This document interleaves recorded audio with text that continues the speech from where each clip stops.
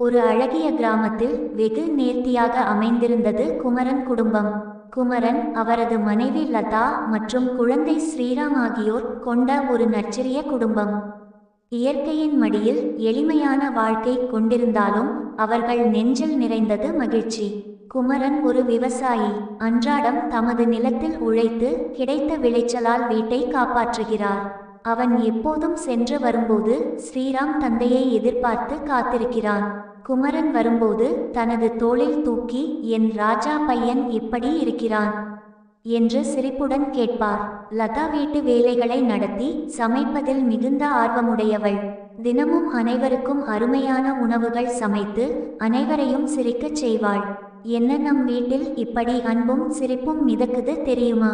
அது உன் சமையல் காரணம்தான்" என்று குமரன் சொல்லி மனைவியை புகழ்வார். ஒரு நாள் மாலை நேரத்தில் குடும்பம் அனைவரும் பக்கத்து குளத்தில் விளையாட சென்றனர்.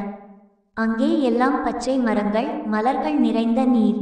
ஸ்ரீராம் சின்ன பல்லக்கை கையில் எடுத்து நீரில் விளையாட, குமரன் அங்கிருந்து கடலை நோக்கி காற்று வீசும் வெளியை ரசித்தார். லதா மரத்தடியில் அமர்ந்து நிம்மதியான மாலை பொழுதை அனுபவித்தாள். இவ்வாறு வாழ்க்கையில் பெரிய விஷயங்களே இல்லாவிட்டாலும் அவர்கள் வாழ்ந்தது அன்பு, நம்பிக்கை மற்றும் ஒற்றுமையில். அவர்களின் சிரிப்பும் ஒன்றுகூடல்களும் அன்றாட சந்தோஷங்களும் வாழ்வின் அழகை உணர்த்தின.